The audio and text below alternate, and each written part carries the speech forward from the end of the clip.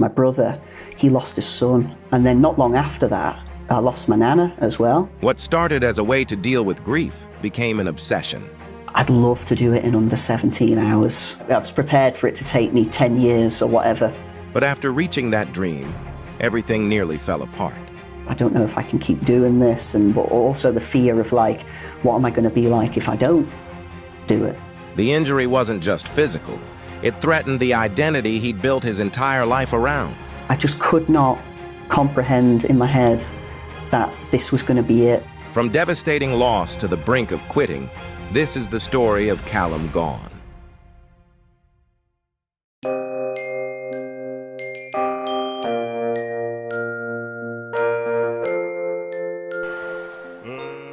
Hello humans, welcome to the MWay podcast, brought to you by Martin, that's me, and Matt, that's him. Today we're joined by Callum Gawne. Hello, welcome. Hello. Thank you very much, thank you for inviting me on. Pleasure, we're really excited to talk parish. However, I've got a bone to pick first with you. Obviously this is an hour about you, but it's about me for a few minutes, so deal with it. So I was in Bride, doing the parish, walking. A friend who will remain nameless till I drop him in at the end of this wanders along. Fair play, he's driven out to Bride to support and say hello, which I do appreciate. And he's like, "Oh, you're looking well, you walking well," which I think most support lie to you anyway. They just tell you that, which is the right thing to do, isn't it? Definitely. You look amazing, great. And then he said to me, he goes, "Oh, Callum's in Onken." I'm like, in my head, "Oh, great. I don't really need to know that right now. That's about 8 hours from where I am." So first of all, you owe me an apology for going too quick. And the guy who I will name, Trevor, owes me an apology for not motivating me by saying the guy's 8 hours up the road. And then I was thinking, if I ran a marathon and I was like 14 mile in and someone went, "Go on, you're doing great, Kipchoge's just finished," I'd be like, "Jog on," which is exactly why. So I was like, great. So if you could walk a bit slower in the future, that would help us lower field finishes. That's got to be one of the best stories I've heard so far. It wasn't a way to motivate me. But anyway, like I say, it's not about me. So it's about the amazing time and the work that went in. And what struck me, and we'll get onto it as well, is I went to the prize presentation and I don't know how much notes you wrote, but how certainly speaking to people and listening to you there, you seem very humble and very grateful, and also you've had some challenges in the process of getting to that result last week. Last week. So let's backtrack and start with who's Callum? Were you a sporty person? I mean, you're young now, but when you're in your younger years, and when did the walking catch your attention? Yeah, so obviously, when I was younger, I did enjoy sport, but I was quite a shy person. So I wasn't one of those people that put myself out there or anything like that. So I didn't really do a lot of sports clubs or anything like that. I enjoyed, going out cycling with my friends, do a little bit of running and stuff like that, but nothing competitively. But I've always been keen on sports and enjoyed it, enjoyed watching it, whether it's athletics or whether it's football or whatever it might be. But yeah, no, it wasn't until actually I took up this sport that was the first time that I actually had dedicated myself to an actual sport. Be competitive by nature, do you think, or not? I am competitive. I do.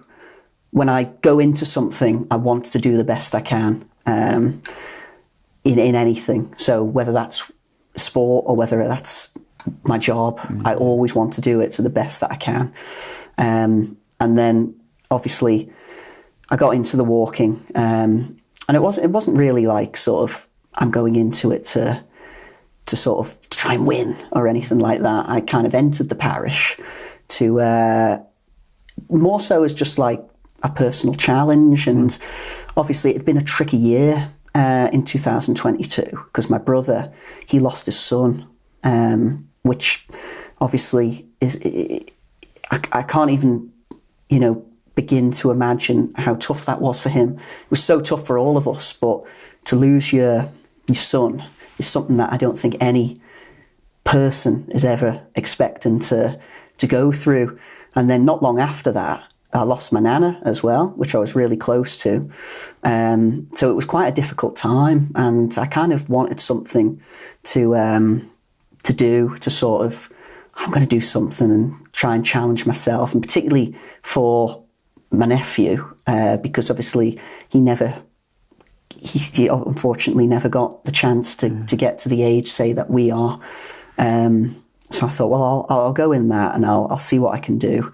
But again, I still hummed and hawed about it. It was 10 to midnight on the night that I actually entered it. And then obviously I went in it and went to the event. Again, I didn't put much training into it because I didn't know what I was throwing myself into. I did a couple of walks, maybe after TT. Enjoyed a bit of a nice TT. And then went to the day and was just taken aback by the whole thing. I was like, whoa, this is amazing how many people are here. And sort of, this is brilliant. And I got chatting to people I knew on the line, and, you know, you stood there and the gun goes and everyone's going around the track and you're just looking at it. The whole place is full. And I'm just like, God, this is amazing. And then got chatting to different people throughout the whole thing. And just that whole first year was what drew me to it. And obviously I somehow managed to actually get to the end. I'm not sure if I'd be able to do that sort of now, you know, go thinking back to how I did it. But that whole process then led to... You're not race walking here, are you? Just walking? Oh, no, just sort of plodding. And yeah, from there on, I obviously then... met my decided I wanted to take it a bit more seriously, and then the journey begun. And did you reach out to find coaches at that stage and help, or did you go through another year of sort of self-learning? Or well, as I did that, I did the parish that year, and then I sort of after that did a little bit of my own training, but I didn't know what I was doing. And then two people, so I coached football at Onken Juniors at the time, and Matthew Haddock and Richard Creer, they were sort of saying, oh, you know, if you want to take it a bit more seriously, they were coached by Martin and Graham Young, and Michael George as well. I'm not sure if he was part of the coaching team when they were there, but he might have still been walking, but he is now. And they were like, we can put you in touch with them. And I was like, yeah, go for it. And again, my sort of nature, I was a bit nervous at first because I was like, oh, I'm not really big, sort of very confident at speaking to people and that I don't know. More so, I am more now than what I was then. So they kind of set up like a Facebook group for me and put me in contact with them. And then we had a video call and discussed what my ambitions were and how they could help me. And And what were they at that time then, if you just come off that parish? Was it to do the parish again, or was it just the sport of walking and wherever you could compete? It was the parish, so everything about what I wanted to do was about the parish walk. I didn't really have too much interest in the shorter distance stuff like I sort of would do now. I was like, I really just want to keep doing this event and do it as well as I could. And the massive goal for me was like, I'd love to do it in under 17 hours. I was thinking, if I can do that, and I was prepared for it to take me 10 years or whatever.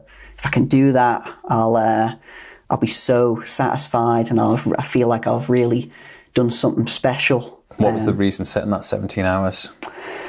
It was probably because when I was getting interested in the event and that the year before, I was watching Paul and Simon kind of like battling it out. And Simon, I didn't know Simon personally, but he was a good friend of a couple of my friends. So I was asking a bit about him and all that. And I was taken aback by him because he at the time was really young. He was about 26 or something, and he was up there, and the way that he kind of arrived and sort of, was flying in the race. And then Paul sort of came back, and that whole race sort of, I was like, wow, this is ace, this. And kind of Simon did a time that was under 17 hours.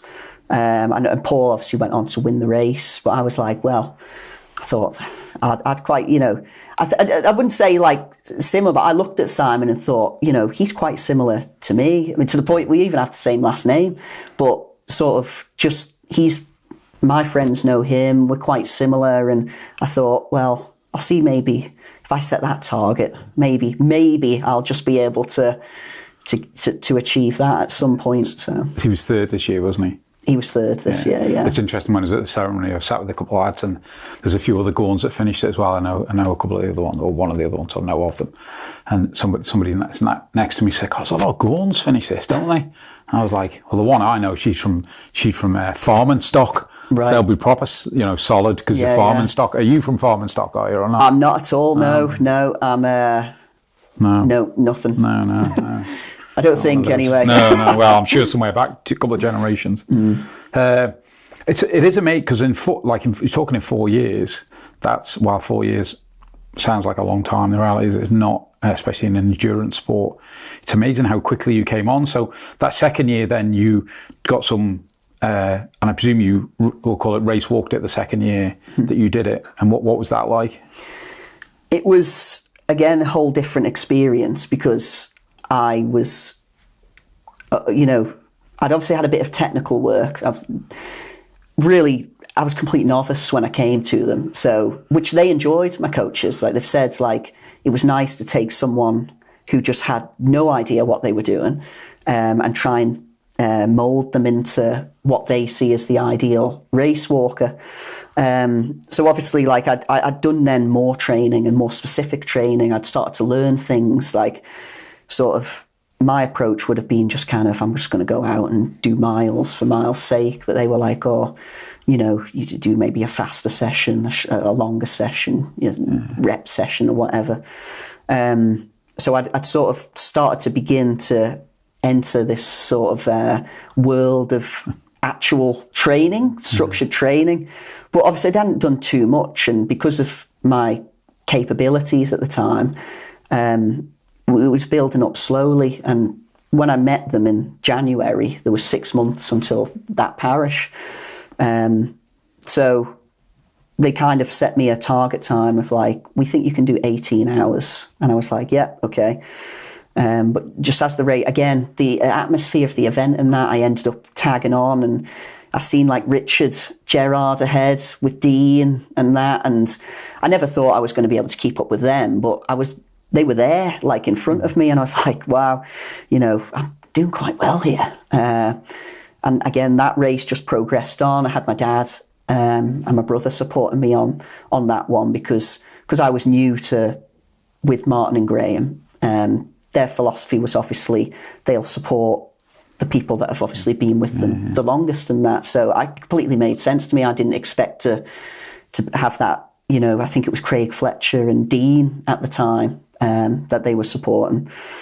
And yeah, it was just, as the race went, I wasn't really focused on time that year because I didn't really understand the race sort of and where, what I was doing. But position wise, I was in the top 10 and I was like with James Quirk and people that had done, fantastic Parish Walk records. And I was like, okay, I'm doing really well. And obviously went on, and it was only coming towards the line that I actually seen what my time was going to be, because I was just not given it during the race and I never asked for it. And that it was then 16 hours 59. And I was like, well, okay, right, get to the line quickly. And can I ask the difference between the year before, this is from, again, a novice, and like race walking it, like your feet, obviously the parish is known for giving a few blisters. Like, would you finish this year, your feet in pretty good shape because they're just hardened up? And then, like those first 2 years, was it from just bumbling along, were they messy, to then race walk and starting to improve? What do you tell me about your feet journey? The feet journey. Well, after that one, I was wrecked. After that first one, having raced walked it, I had problems with my groin and stuff like that. So the second that I met them, I don't think it was anything to do with what they'd done, but literally within the first week, I'd really injured my groin, and I obviously had to go to a physio, Matthew Harrison, who treated me weekly all the way through, and he got me to the line. Again, I was like, okay, I might not make it to the line this year, but I was adamant I wanted to, and he got me there, but I was wrecked after it. Like I must have torn it or something, because I was limping around for like a month after. And I was like, okay, this is what it feels like to race walk it. Feet wise, that first year that I did it, I obviously lasted better than I thought. I had a terrible blister on the bottom of my foot, sort of coming towards Laxey. But by that point, I was like, I'm just going to keep going, and I just wanted to get to the line. That year, I've not really suffered too badly with blisters. I've possibly just luck, really. But I've not come out of a parish and had wrecked feet. It's been more my muscles and stuff like that have been the sort of things that have taken a big hit during them. So we were chatting before we came on air there in the house around, I suppose, this year's journey, and something I want to dig into a bit is, I know you were injured last year, and again in the speech you made at the end, you talked about working with physios and a sports psych as well, and I guess, and hopefully I'm not putting words in your mouth, the impression I got was those mental struggles last year with the injuries. And I guess I'd just be interested to talk a bit about that because, again, all over the newspapers and people see this end result. But like any sport or anyone who does a lot of anything with gym, there's a lot of grind that goes in before that and a lot of, we'll call them darker times. So, yeah, what was that like? And again, you're young. I say that with envy. It's difficult. It's difficult. So talk a bit about that. Yeah, so obviously I've not really spoke a lot about the mental struggles and stuff like that because my way of dealing with it, which is not what I'd ever advocate, would be to cook it all in and keep it in. But obviously knew that I wanted to speak about this when I came on here because I think it could be really valuable to people. So sort of 10 years ago, I had a really tricky time in my life and I was really suffering with my mental health. And it was not a great time at all. 24 now, are you? I'm actually older than you might think. I'm 30. Oh, right. Okay. So, where did I get that number from? Okay, so we're 20 anyway. But I'm glad you think that. Yeah. Well, so I had that. I don't know why I had that number in my head, but yeah, but so you look young anyway. So you'll go with 24. Thank you. So you're around 20. Sorry to interrupt. Yeah, your story. so I was about 20, and I was just really struggling particularly with like anxieties and stuff like that. And obviously, it was a tricky time, but came through it with a lot of different help, but more so. It wasn't really any specific sort of, I'd obviously been to like sort of psychiatrists and therapy and stuff like that. And it did help, but it was more what I found was sort of when you found like the right person to speak to, it didn't matter whether they were a qualified person or something like that. It was you found your person to kind of speak to. And it was, as I say, it was a tricky time and sort of, I came through that, but obviously last year, once I got into the walking, I became very dedicated to it, really committed, and it's become a massive part of my life. And obviously, I'd always struggled with my shins, but the better that I got, the worse it seemed to be getting. And before the parish in 2025, I was suffering with it. But the drive and the motivations and everything that was powering me on, I was battling through it, and it was very difficult. And then obviously got to the parish, I achieved it. That same, the shin and all that gave up on me in the race, but just the support and that I was getting and different motivations that I had powered me to do it. And obviously that was my dream then. I'd never thought I was ever, hinting what my initial target was, ever thought that I was going to achieve that ever. And then naturally, obviously, I want to come and go do it again, and I want to hit some other targets and stuff. And when I came, I suppose maybe in my head I thought I'm going to rest and it's just going to be fine. And then when I came back to training, it was apparent that it wasn't going away, and I was struggling because it was hurting so much. And in my head, I was starting to get the thoughts of, I don't know if I can keep doing this at this kind of pain. So then I got completely injured and missed the end-to-end. And that was like a big, for me, sort of the first time I'd ever missed something that I really wanted to do. And it hurt a lot. But I kind of went out on the day and supported Simon. And I enjoyed just doing that. And I kind of thought, right, I'm going to come back again. And that was the difficult time. But then I obviously started building it up again. And then the same thing happened. I'd entered the Sid Quirk.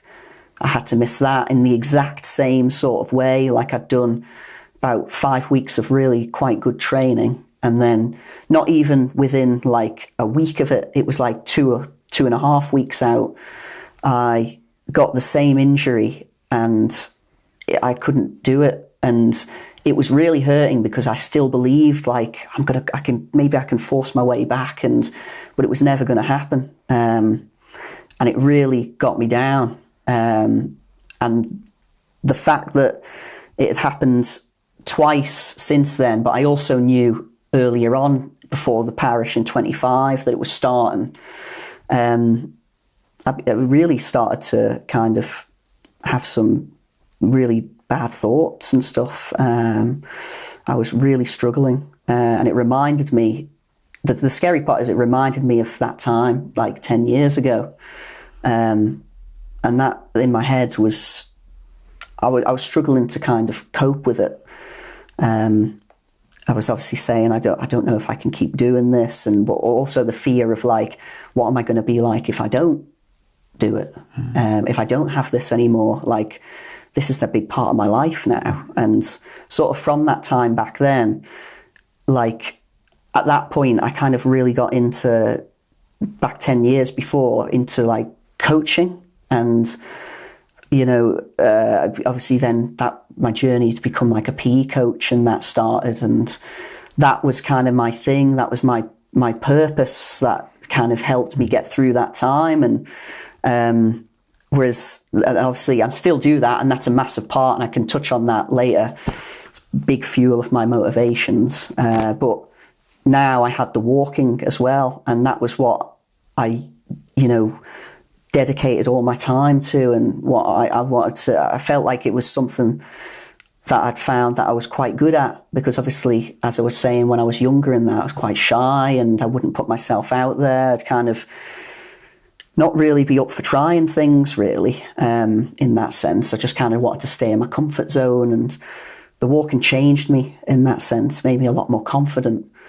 And with this particular injury and the things that I was getting kind of told, and that it was a possibility that this was it. And I was really struggling to comprehend that.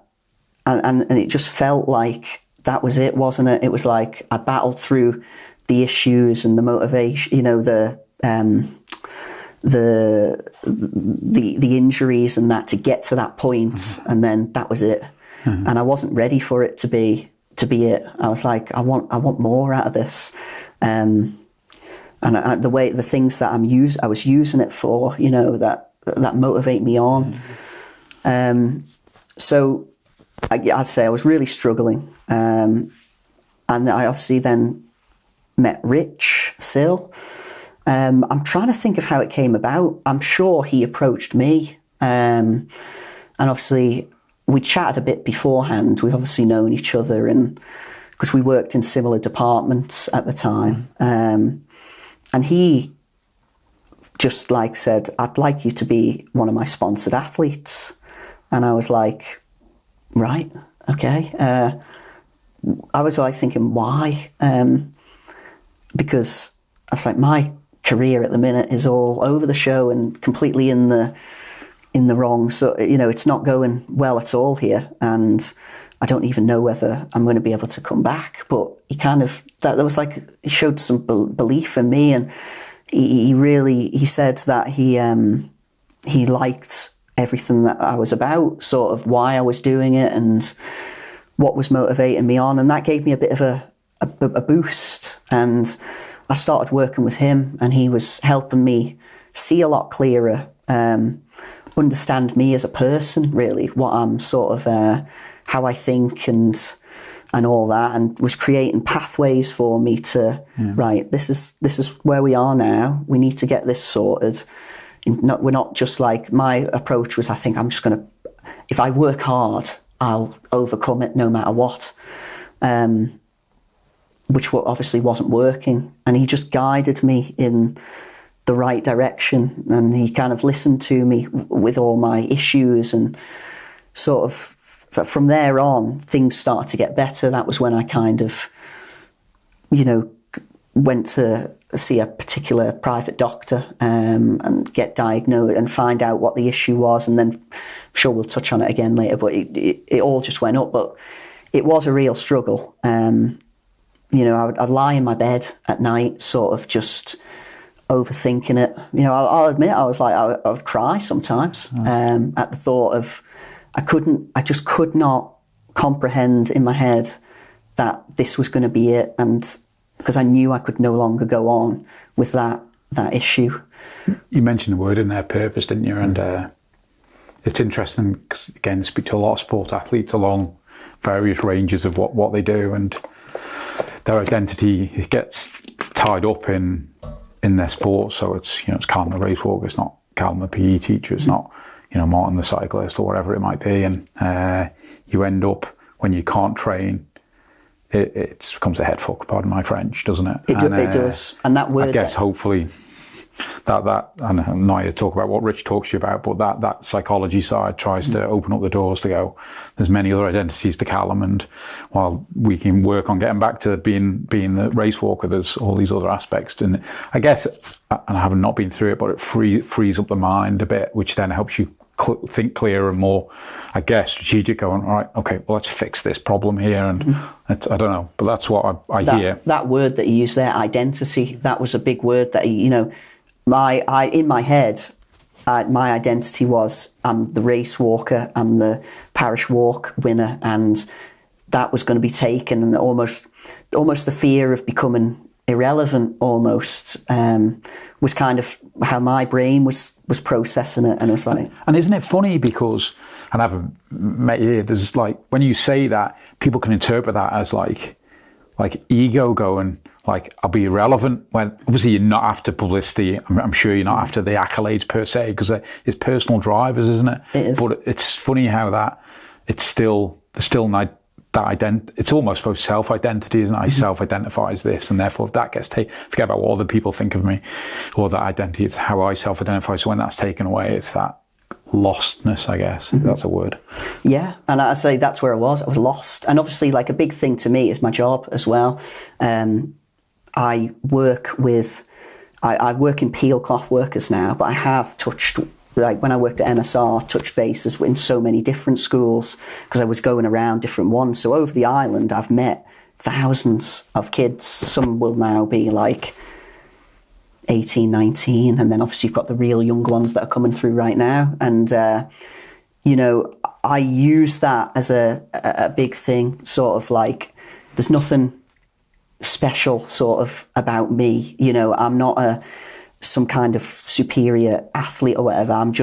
This is how I started, and I only started a few years ago, and a big motivator for me is trying to inspire them and show them that with hard work and dedication and, doing the right things, you can achieve whatever you want, especially the age that I'm working at, 8, 9, 10, 4 to 11, particularly like as they get a little bit older, sort of 8, 9, they have those dreams and them ambitions that they want to do, and they can do it. There's no reason why they can't. And I like to be that person that shows them that I believe in you, to actually do it. And I use my journey as it, and that was another issue I was struggling with, is that, like, what am I going to say to them, almost like, if I don't have that, this is what it's a massive motivator for me to try and show you what can be done,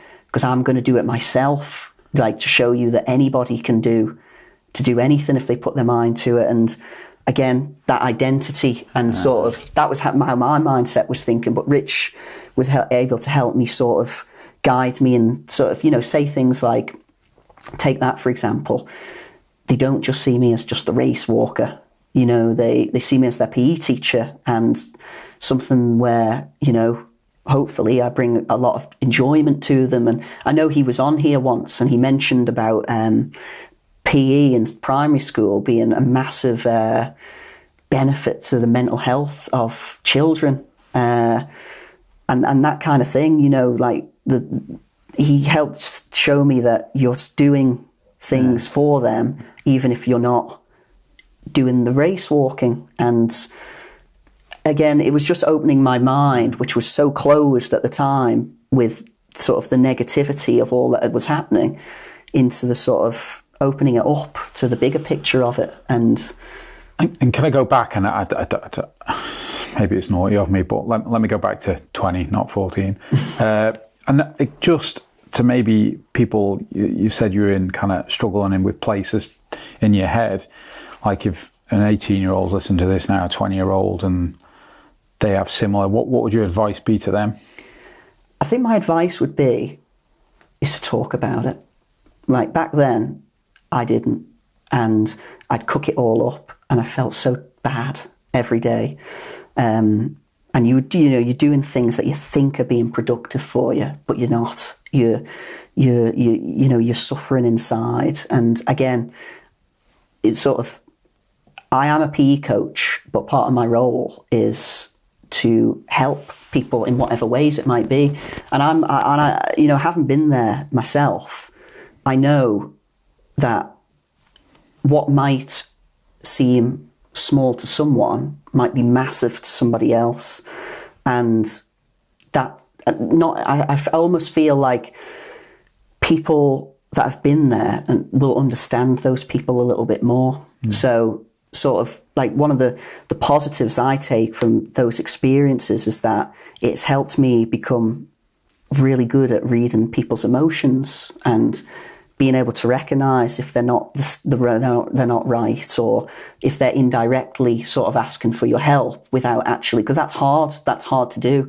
And I can sit here now and say, you should go and talk, and you should just say things to something, but that's really hard to do. And it doesn't matter who it is. You don't have to it doesn't have to be someone who's dead qualified. I know these people will be very good at what they do, but if you find that right person to speak to, it'll make all the massive difference. And be open with it to the right people. You don't have to be out there telling the whole world, because people, especially if they're struggling, probably don't want to do that.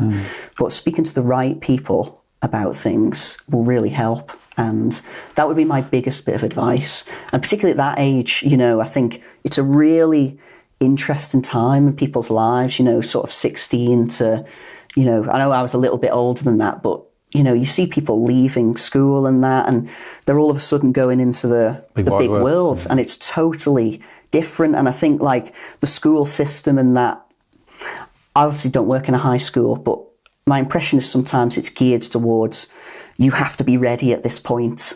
And at the end of the day, most people aren't, I don't think. And I'll put my hand up, I definitely wasn't. No, I was booted out of school. Yeah, and I definitely wasn't. And I think at that time when things are happening, and for those people that it does, they are ready and they know exactly what they want to do, you might end up all of a sudden feeling even worse then. And that would be my biggest advice, is to speak to people that you trust, and it will make a massive difference. One of the, I go back to, very well said, I go back to, I think before we came on, we just mentioned Christian Varley, and I say this a lot to people. I remember after his pod went out, a couple of lads, I'm sure he doesn't mind me telling the story, reached out to him on social media, because he's definitely had his struggles, and he went for a coffee with a couple of lads just to get them, because again, and I only speak because I'm a man, not a woman. I speak for men. We do struggle to speak. It's not about we struggle more than women or whatever, but we do. We're quite like bottled up people, aren't we? So I'd certainly, not that I'm sure you mind people contact, but people like yourself, if people want to just reach out and go, I can really relate to you, I'm sure you're more than happy to have a coffee with people, aren't you? Absolutely. It's like, as I say, from the outside, whatever, like I'd be seen as the PE coach, but the amount of people that I've worked with and that's the most satisfying part about my job, is not actually the physical education side. That's sort of, I enjoy putting that on. That's the atmosphere, and I've built sort of, work at Peel now, and my own sort of philosophies on how I think that should be done. But you get so many people that will come to you, and you're that person. And having been there in the past and not done those things, I'll never ever, turn anyone away or whatever if they need my support, and again, just a chat or whatever to help someone sort of just understand what they're going through, or also just to let them know it is a normal thing to be thinking like this, or whatever. And it's all different things, as say, like we might be very small. If I could say something about a certain individual or whatever has come to me and said this, might seem very small to another person, and sort of, it doesn't have to be the sort of the most extreme things. And sometimes I think those people, because I've worked at Peel with a lady called Sylvia Russell. She's the nurture teacher there, and she's amazing. And actually, going back to the times that I was struggling, she was actually there for me as well, not just the kid. Incredible lady. She's been off at the moment because she's having a hip operation, but she's 70, and she's still in there helping, and countless amounts of kids she must have helped. But at the same time, she's helped, adults as well, and I was one of them. I sat there with her for an hour at one point on one day where I was just really, the whole walking an issue and everything had just gotten with me, and I just had an hour, and I ended up chatting to her about it. But sort of, she's, again, I've said it so many times, like what is small for someone may not be, isn't for a particular person. And just saying you understand them and whatever, and just listening to them make a massive difference. Yeah, that listening, isn't it? Yeah. So thank you for talking about it, because I think it's obviously you're a well-known figure in the community, and again, I go back to people see kind of the end result, and it's amazing, but everyone has the struggles. So someone who's got a good profile to talk about, it's really impressive. So thank you. So let's talk about 26. We talked about being injured. You obviously got over the injury. I guess the first half of this year there was a good block of training. But let's talk about the day. Talk us through the kind of what you had in your mind. I know we talked about it before we came on air, but what was the plan for the day? The targets? How did the day go? Other than knowing that you got to Onken when I was still in Bride, how did the day go? And was it the perfect lap for you? Well, I think to sum it up, yes, it was. That was what I was going to say. It couldn't have been any more perfect. The day was great. As I say, like being injured and stuff, the struggles that I'd had, and that everything all of a sudden started to go in the right direction. And what I thought wasn't possible was now all of a sudden becoming possible. I was gaining confidence every day. Sort of, I can do this session. And I'm not breaking. So give us an idea. What does a week look like? Your February, your March time. What does a week look like, training wise? Well, my appreciating you've working. Yeah. Well, my February this year was probably, my whole training block wasn't what you'd class as the ideal. So in February time, I was like building up my miles. At that particular time, you wanted to have, if you want to challenge to win, you wanted to have done, a few 20 milers and stuff like that already. But obviously, I hadn't done any of them because I wasn't able to. So I was kind of building up my training and sort of getting back to being able to do 6 days a week. Okay. is what I would do of walking, and then I train on the 7th, but be in the gym, and it would be like a strength training session or something like that. 6 is it's a lot, isn't it? It is. You got a life. Yeah. Yeah. What would a short session in that week? Would that be like 45 minutes? And then obviously, I assume there's obviously a 20 mile, which takes you a few hours. But when I sort of when I arrive, like so, like maybe March or April time, when I've made it to like what is peak. Your 12K. I kind of work. We work in sort of distances, and then it'll be certain speeds or whatever it might be, but a 12K session would be the shortest, and then the longest would be something, 35Ks we did this year. 40K would have been ideal, but just we didn't want to take no risks. So I was putting together these really great weeks of training and doing these 35Ks and that, and it just seemed enough along with everything else that was going. So 6 days a week, 35K would be the furthest, and 12K would be. And you an evening trainer, morning trainer? Where do you fit yours in? Straight after work. Right. So I always I've never been a morning person, even when I was younger. I still will lie in on the weekends till 10:30 or something like that. So I just that 24-year-old in you doing that. Yeah. So. And I don't think that will ever leave me, to be honest. Well, it might when situations change, but I like to go to work and sort of fuel up for the day, right. Having my food and just doing something else. Like I say, I really enjoy my job, get great enjoyment out of going to work every day. And it puts me in a good mood then to then go and do it straight after work. Do you tend to train on your own? Train on my own, yeah. It's I have done some sessions in the past with Dean Morgan and Simon. Very few, literally you count them on one hand, but it's just how I prefer to do it. I like being around people again, and that was something that years ago, when I was struggling, I kind of pulled myself away from, which was against what I am. I love being around people, love chatting, love socialising and that, but I'm quite tunnel visioned. Yeah. So when I get my head set on something, probably too much at times. I'm interested to know, are you a headphone person, or can you just get in a zone and just do your intervals and? Just get in a zone. Right. I've never listened to music when I do it. I think initially my reason for that was you can't use it in the Parish Walk, so I never wanted to get used to having it. I listen to a lot of music. I'll listen to music driving down to wherever I'm going to train and then where I'm going, but not during the actual thing. I just like the feeling of taking in everything.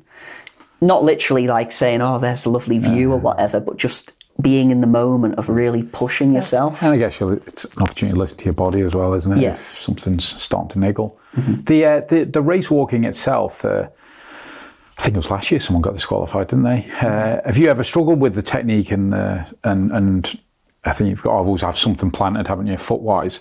Have you ever struggled with that with your technique, or again, because you started from almost a blank canvas, they made sure you picked up the perfect habits to start with? I did struggle at first, particularly in the shorter races, because they're very strict on the rules, because you're going so fast and you're really pushing it.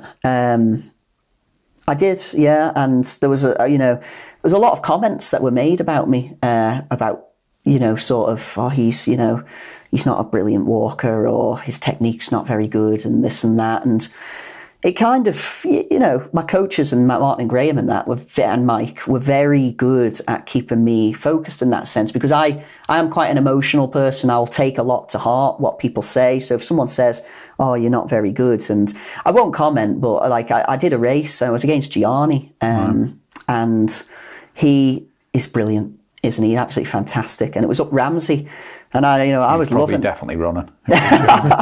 He was, but somebody came up to me at the end and said, "You'll never make a fast walker because your technique is." I just find it mental that people do stuff like that. It's yeah. What is productive out of coming up and saying that to someone, rather than coming up and saying, "I know you struggle a little bit. Can I help you?" It's like, what a twat. I know. I don't even know. It's just like, people are so dopey at times. Yeah. Anyway, that's it bothers you then, doesn't it? It does, yeah. I obviously mentioned it to my coaches and that, and they're like, pay no attention. And it was just about building on me or whatever. And my technique was different to maybe a very, very quick cadence. So it can be hard sometimes, I think, for not judges of Steve Taylor's sort of standard, but local judges and stuff like that, to see, and they're like, no, there's no way he can be moving his legs or whatever at that quick. But my coaches helped they would show clips of me during the race to people and stuff like that, and say, this is just that's just how he is, and kind of an awareness of this is how he walks. It might not be sort of traditional, but it is legal and it's within the rules, and kind of I've got better and better as I've walked, and because imagine just generally, because it's not a normal that there's obviously, again, I look about 4 years, I just think it's mental, but because your body's going to have to adapt. I assume the ITBs again. I just assume the movement, the ITBs are getting hammering constantly and getting stretched constantly, and therefore, yeah, and if they're tight, it probably, I assume, affects your walking style. And it literally can. Like literally, I've had, or because I do that much training, I assume I've obviously had like the very specific injuries, but I do struggle with say calves, and that lower part of the leg is where I struggle with. And I've had days where my calves have been really tight, and you just know you're not walking fluently. Well, of course, you're heel landing, aren't you? So again, the calf's taking, I assume, all that stress, and then your thigh, but you can assume your calf's taking a lot of that stress. Oh yeah, it's your little snapper legs. Yeah, it's like literally, yeah, and I have struggled with that, but I've got better, and like as I've got sort of, particularly with this, now that this is not a much of a problem.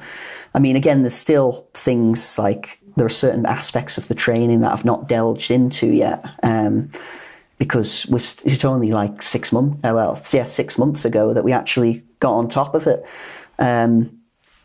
So it's still to be known whether maybe the real rapid speed or whatever affects it, or, but in terms of the training that I have done, I've got very good. And that was a big thing for me. My coaches are big on technique, and they're like, you can go and win the parish, but do it in style, do it with good technique, show strength, race walk it, because that's what it is. It's a race walking event. So I really worked on that. And that was one of the, it's not one of the things I've thought about a lot because there's been so much other things. But when I look back, I think I've had, compliments from like Steve Taylor, the chief judge, who really, he even said, I was really on you because you were going so fast. I was really making sure so there was no element of doubt in sort of, for anyone to sort of say, oh, he's doing this or doing that. And he said he said it was just brilliant, yeah. And that means a lot to me, really. And if we can go to another aspect in terms of the psychology of it while you're doing it, you've mentioned there about focus, getting in the zone, and what I find bonkers is that I'll do a time trial or things like that, and that's an hour of just trying to pay attention to a number. I couldn't even going 12 to 16 hours plus. Are you constantly thinking about your time? Are you looking at certain like villages that you have to be there? Are you throughout it, let's say looking at a watch or something, judging where I should be, what's going on?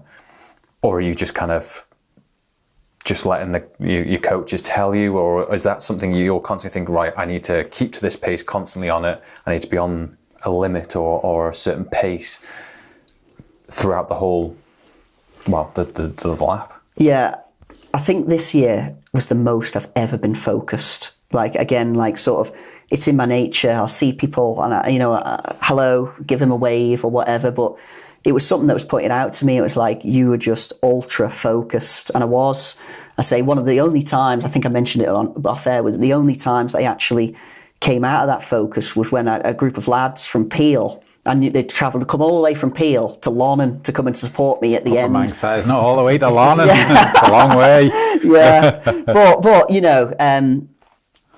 and I said to them, like, I can't speak. I can't. But keep saying what you're saying. But in those focus moments where you're saying you are focused, what are you thinking about? Like, are you like? I think I'm just thinking. Do you know what? It's hard to really know because it's all just going by. Yeah, I was looking at my time. My coaches were feeding back to me. Peel was the first time they said about, because that's when it's getting serious on the record. You could go to Russian absolutely flat out or something, but you just burn off or whatever. But they're like, Peel, I did 5:20 through it. And it's like, I knew that was about Richards. They didn't mention it, but I was like, I know that's about Richard, how fast Richard went through there. And then at Balaf, they said you're a minute ahead of it. And that was what, I'm like, right, I'm on it. I was focusing more on how I felt and just really trying to drive everything out of my body. whether I was starting to feel good or bad, whatever moment. And yeah, I was, as I say, I wasn't like constantly looking and thinking I need to be at Derby at this time or that. I just don't know. It's too long of an event. I don't know. But I did know in my head that roughly kind of what Richard's speed was up and around that area. And I was looking at my, I was like, my Ks were coming through as I was doing them. And I was like, I'm going quite handy here. And that was kind of fueling me on. And I was like, just keep going and just keep your technique, try not to, all the things that my coaches have told me about, to just like, obviously as you fatigue, it becomes harder to do that, but just stay focused and sort of try and just do those things. Don't lose concentration. And when you're in that focused, are you, not that we're going to give all your tips away, are you concentrating on your nutrition? Are you leaving that to your coaches? Are you feeding back how things are going during those as the race progresses? Are you more aware, or the guys can look and you think, oh, actually, let's make sure he's fueled, let's make sure water, or is that kind of a balance? I'm very lucky that I've got two brilliant coaches that supported me on the day. So Martin and Graham just knew exactly what to give me. I put my complete trust in them. I don't know. I can't say I know what I need and that I don't. I didn't even know when I was having a bad patch. I didn't even know what was wrong with me, but they knew straight away what was wrong and they sorted me out. So they were giving me things and I was like, right, I've just got to have it. A Squares bar or whatever it might have been. Lucozade, I'll just have it. And my focus was just making sure I got it down. So no, in that sense, no, I'm not focused on the nutrition. I completely left that to them. My focus was just getting around as best I could. And sort of as I was coming to different sections of the course, I was like, I know I'm good here from the previous years, or I've trained here this year. Those little things are what was kind of coming into my mind. And you're looking, I assume, stay in the middle of the road here because the camber's crap, that type of thing. Yeah, well, particularly with, as I say, I've just put a lot more force on one leg over the other, trying to sort of, the camber of the road or whatever can make a massive difference. So I was, but then I've obviously got Martin telling me, race and line. They're trying to eke out everything. I know it sounds crazy over 85 miles, but if you add all that time up, you're talking maybe 2-3 minutes or whatever, which is massive. 14:22 that it was. If you're not doing that kind of thing, and it could be 14:25, which is still amazing time, but you've not eked out everything that you could. So basically, I don't think I spoke very much to them at all. I was listening to what they were saying, and they might have asked me maybe a specific question that I might have had to have answered. But no. It's quite interesting. We were talking about this, weren't we, before we came on air, that I'd said I'd seen someone, a support crew in Onken, obviously near the finish, and he took a drink, just dropped the bottle in the road. The team are sweeping up behind you. There's no kind of, it's just business, I guess, is the way you describe it. And it's not odd. Instead of a 14-hour event, you kind of got bags of time here, but just to have that, I guess it's just being in the zone, isn't it? Mm-hmm. Just to I've got and those things do add up over time, whether it's the corners, whether it's because I assume you have to stop for a pee a couple of times. Yeah, a few times. Anxiety of stood still for well, you never 40 want seconds. to. Yeah, you don't want to, but that's inevitable. You've got to, and you actually feel don't you?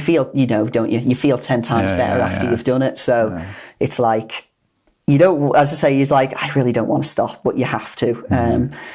They're things that you're just out of your control. And as I say, you feel so uncomfortable if you try and hold on with that kind of thing. But what I was going to say when you're saying the thing about not thinking about calories or things like that, I'm obviously just bimbling around it, but every bit of energy, and if that's mental energy that's not on your desk, And I found that, as I said, Rich still kindly walked with me for the first 8 hours. I wasn't thinking about pace. It's just something mentally that it's quite a relief because it's just someone else's problem. Yeah. And you can just, I'm sure for you, just focus on this. This is all I really need to think about is my technique, how I'm walking, and maybe flick at my time every so often. I don't need to think about nutrition. I don't need to think about anything else. And that must help. Well, I know it helps massively. It really does. And I think anything that'll, take your mind off actually what you're putting your body through is good. I mean, I know in 24, I obviously found myself walking with Paul, and that was, again, quite a surreal moment at that time, because again, I'd watched him years before winning the event twice, and I was like, how am I walking with him? But it was the best I've ever felt, other than this year, at the end of Parish Walk. Like, it was sort of the final 3 hours, my mind was completely occupied on other things, chatting away with him, learning about, the course and what he knew. And great guy, as I say, always. And that's something like, sort of, I know going a bit off topic, but whilst it's in my head, I've had a lot of support from people, and they don't have to do that. Paul always giving me advice. Obviously Michael, who was one of my coaches, what he did in the parish. Richard, Richard sent me a few messages, and if I've ever asked him something, he's always been happy to come back to me about it. He regrets that now, don't he?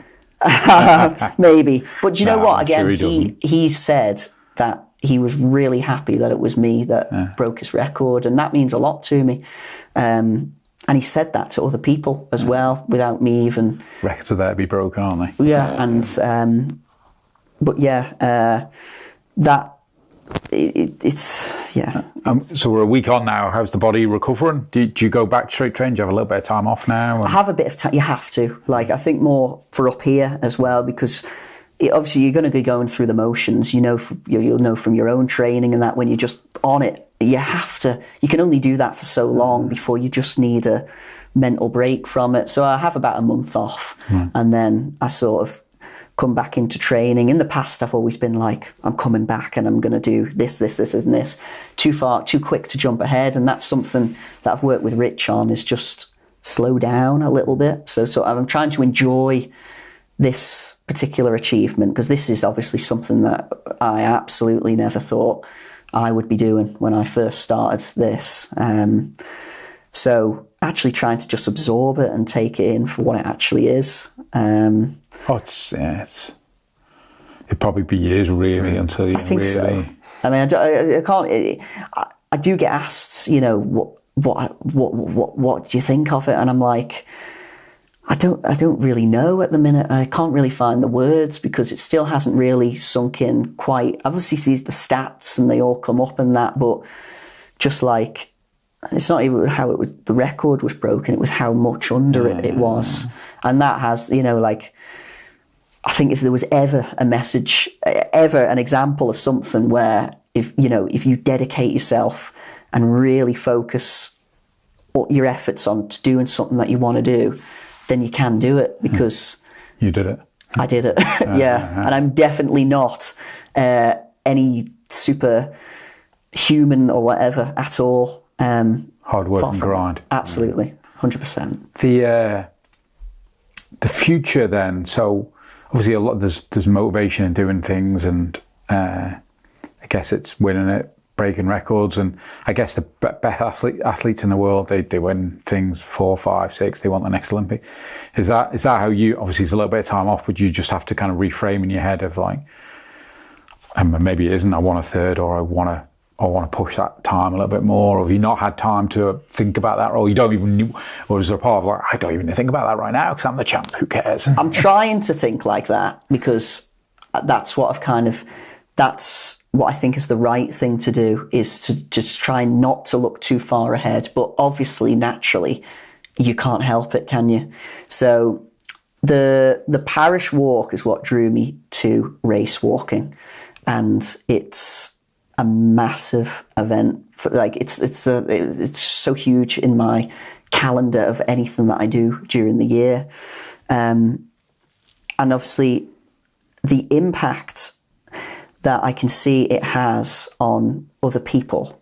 So sort of, as I say, I'm very lucky to have been working with kids, and the feeling that I get that when I see them being inspired by it is bigger than breaking the record again or doing something like that. I'd love nothing more than if one of these people that I've coached or whatever were to go on and break that record, or, you know, come up to me and say sort of, that helped me, and that helped me guide me into what I wanted to do. Even if it's not sport, it could be anything, but just the confidence to go and believe that you could do it.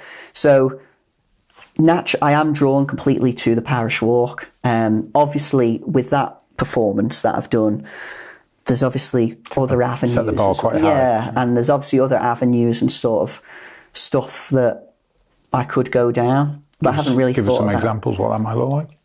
International Okay. walking and sort of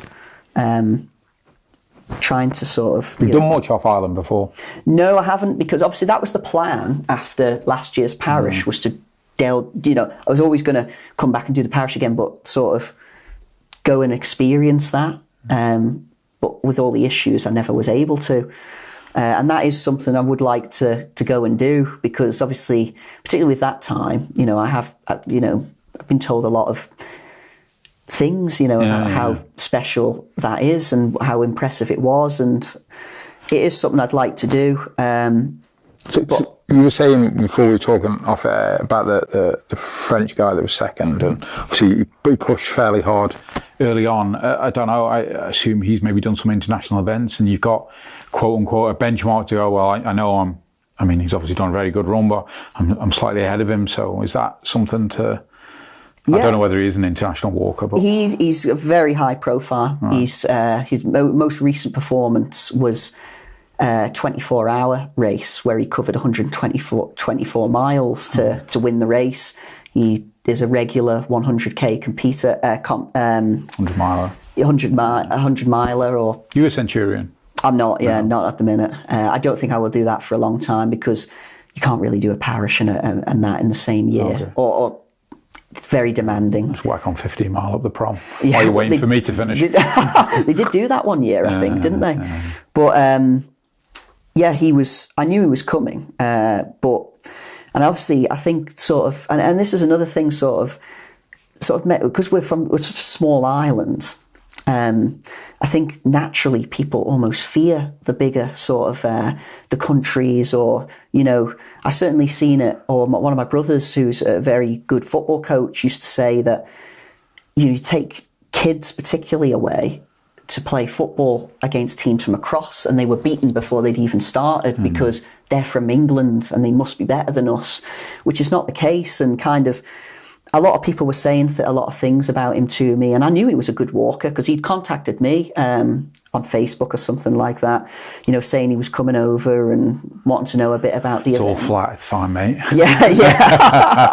Obviously, you don't give away, you know, too much or whatever. No, but you're there. You know, I was to help him sort of like logistically. He wanted to know about getting to the island, and absolutely. And I was sort of relishing that challenge, you know, because I felt like it was another thing, and I'd like that to be an example, you know, like, because on this island we have some like amazing talent, and and I see it, you know, some of the people you mentioned, Christian there, Gianni in his time, so many people in different sports, and particularly, and you know, when I go and do my training, I do most of mine, or start around the NSC, so I see all the youngsters and all that going in, or whoever they may be, and they're doing their training, and you're hearing about them, and you go on Dave's athletics thing, and they're performing, and they're, you know, breaking records and stuff like that, and it's like, yes, you know, like, you don't need to kind of like, you focus on yourself, and everyone's a human being. So in my head, like, I think some people were kind of like, Vincent is coming from France. This is not good, he's going to come and win the parish or whatever, and he may have, And foreigners. But I kind of looked at it as like a challenge, and I was like, I'm going to... Didn't get in your head at all those early... Not at all, 30 miles. No, because obviously, like, I could see sort of... I was very confident in what I was doing, and that's what my coaches had told me the whole time, is like, you focus on yourself and do what you know you can do. And obviously, I think him being there has contributed to how fast I've gone, because I was going faster than I intended to at that phase. And obviously the fear would have been, have you gone too fast? Are you going to burn out? But it wasn't. It was what I needed to go, because I could go that fast, and I pushed on, whereas he faded in the end. But I think definitely, as I say, sort of think people on this island should definitely relish that. I think competing against people like that and actually showing what they can do, because there's, as I say, so many brilliantly talented people out there, and they could go really, really far. I was only thinking today, excited to come and chat to you today about just over this weekend. So Regan had popped up to we've done a pod with Regan, like breaking records again. Obviously, he's going to the Com, he's a young lad.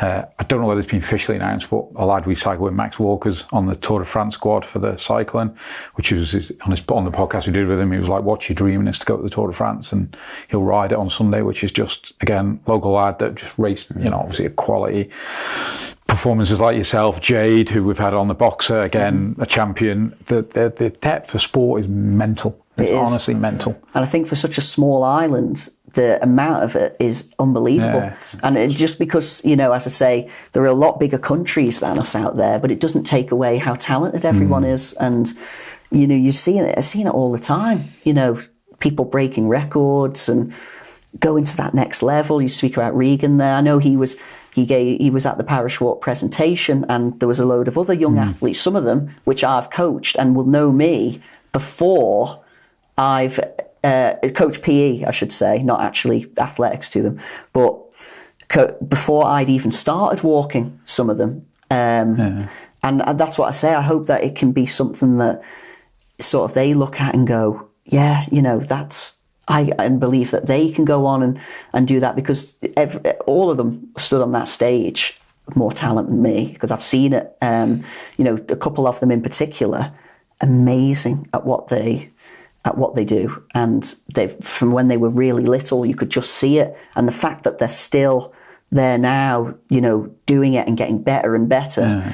I hope that maybe, my achievement and sort of, they go, oh, we know him, we know, and we've seen like what he's done, and we know him as a person and that, and it can be something that they go on and helps them go and achieve the most they can in their sport. I'm adamant that would do that. The other person I just want to briefly mention, conscious of the time, that so we talk about the parish and the history of the parish, and someone like Robbie who finished it. I think he's 70 now, Robbie, which is fucking, pardon my French again, fucking mental, isn't it? How fit he is. Obviously a very good athlete, and still is a very good athlete, and wherever he finished 10th or whatever, or on his time, just like unbelievable. I mean, if I could move anywhere near that at 70, I'm the same. We know a guy, Tony Varley, it's similar. 70, comes out on the bike with us and is fit as a fiddle. I'm like, that's what we, or for me now, aspire to be. Fit as a fiddle at that age. Absolutely. Whether it's younger generation, maybe not 24, 30, inspiring, older folks like me, or the older generation above me, inspiring. It's very impressive. So yeah, I'm sure you're motivating a lot of youngsters and setting a great example. Like I said, I didn't know you before today. I've spoken to a few people who speak very, very highly of you, and very humble as well, which is very nice. So yeah, congratulations on your success. Well deserved. Thank you for talking about vulnerability. I think that's really important. And mental health challenges. I think they're really important conversations to have. So appreciate talking about that as well at a time when we should just be celebrating the result, but to talk about that stuff's really good as well. So well done. Well, thank you very much. And good luck with the future and your time off as well. Well deserved. Thank you. You too. Yeah, unfortunately, I'm stupid enough to start training again immediately, but that's anyway. But congratulations. Thank you for joining us, Callum. Thank you very much. Thank you. Pleasure. It's a word out from Martin. And word out from Matt. Poor flimsy humans. Don't you wish you were flawless like me? I towering inferno of physical perfection? I hate to pop your blimp-like ego, but you're not perfect.